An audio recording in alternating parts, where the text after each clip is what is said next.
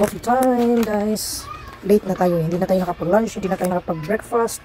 Ano na, guys? It's already 3 p.m. 3:56 p.m.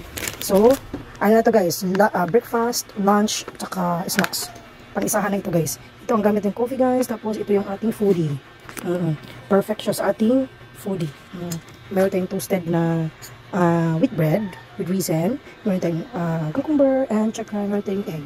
Tapos, itong premium coffee from Beyond. Sit Beyond Brew coffee. Brewed coffee.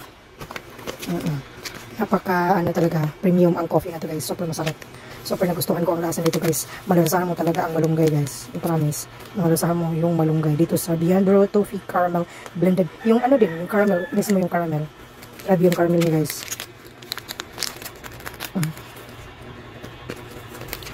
Tapos ang bango. Super ang bango, guys. Napakabango. Tapos, concentrated siya, guys. Kasi nga, pag ako mag-coffee, guys, punong-puno talaga yung mug, guys. Hindi to kalaki yung mug, pero puno. Puro ng hot water. Pero kahit puno is, masarap pa rin. Concentrated kasi masyado itong Beyond Brew. Purong-puro talaga siya, guys. Purong-puro talaga siya.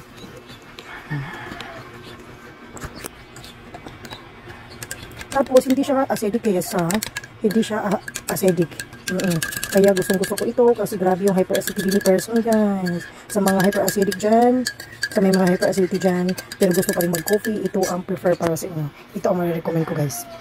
Sa isang pack nito, guys, meron itong 10. 20 grams na siya, guys, so maraming laman.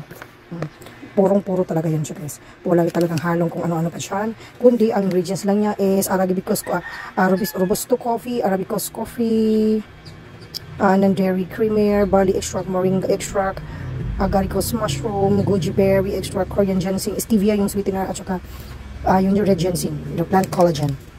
The only coffee na merong vegan collagen. Guys, must try everyone. Super masarap. Sige, guys, coffee muna tayo. Bye everyone!